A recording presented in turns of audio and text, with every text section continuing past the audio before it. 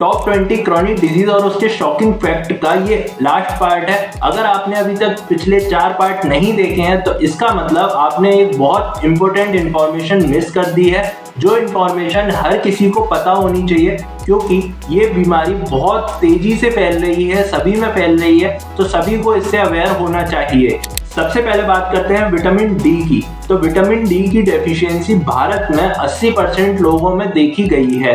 Vitamin D हमारे शरीर में सेरोटोनिन और डोपामिन को प्रोड्यूस करता है। अगर ये प्रोड्यूस सही से नहीं होगा तो इसकी वजह से आपको एक तो डिप्रेशन वाली फीलिंग आएगी और दूसरा आपके अंदर इरिटेशन बनी रहेगी।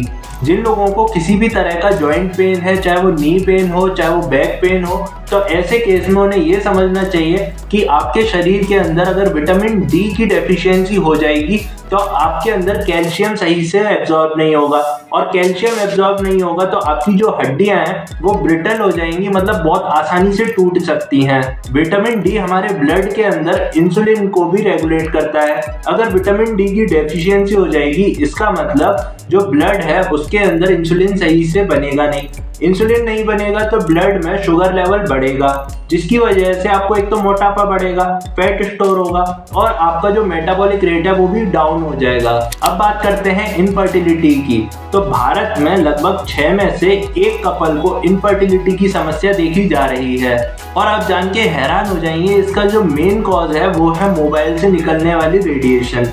जब आप रात में फोन को अपने बगल में रख के सो जाते हैं तो इससे निकलने वाली रेडिएशन आपकी स्पर्म क्वालिटी को डिक्रीज कर देती है।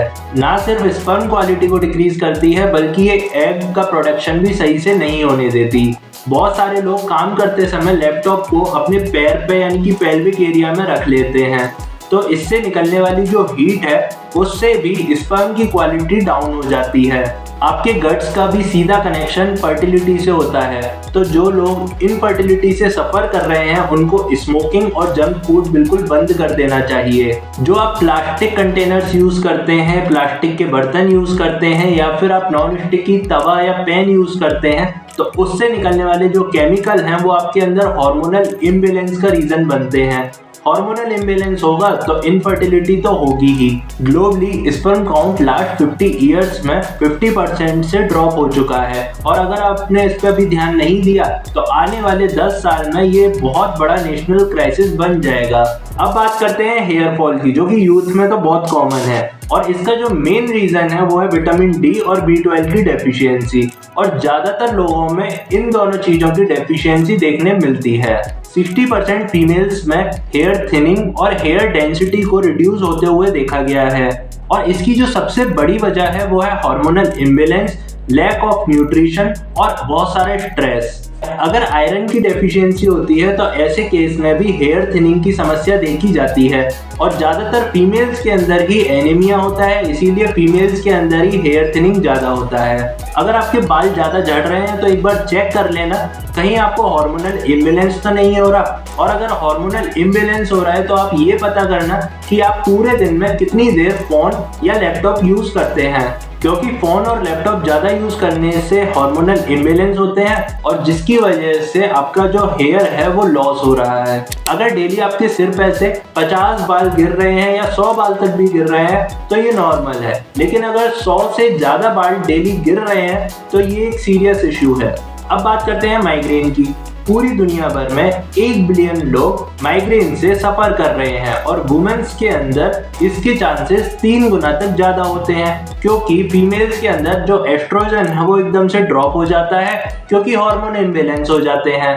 माइग्रेन एक सिंपल हेडेक नहीं है, ये आपके ब्रेन की इलेक्ट्रिकल एक्टिविटी या फिर ब्लड फ्लो का डिसरप्शन है। जब हम कैफीन लेते हैं तो इससे हमारी जो ब्लड वेसल्स हैं वो टेम्परेरी कॉन्ट्रैक्ट हो जाती है, और जिसकी वजह से हमें माइग्रेन में आराम आता है। लेकिन अगर इसको आप बार बार लेंगे तो इसकी वजह से माइग्रेन सीवियर होने लग जाएगा। अब माइग्रेन का जो मेन कॉज है वो है भूख, प्यास। अगर आप सही से नींद नहीं लेते या बहुत ज्यादा स्ट्रेस लेते हैं तो इससे भी माइग्रेन ट्रिगर होता है।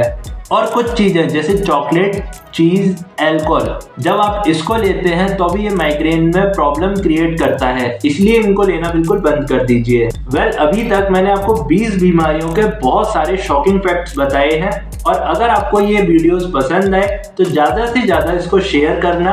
और यहाँ तक के लिए वीडियो देखने के लिए धन्यवाद।